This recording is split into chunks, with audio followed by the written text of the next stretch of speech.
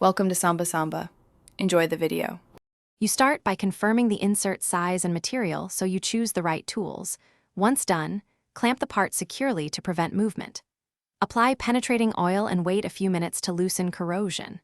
Use tang brake pliers, a small punch, or a dedicated tang remover to nick and pry the tang out. You're not removing the coil yet, only disengaging that retention point. Work slowly to avoid expanding the hole or damaging adjacent threads. Next, you remove the coil itself by drilling with a left-hand bit that grips and can pull the insert outward. Make sure the drill speed is moderate and you're perfectly aligned.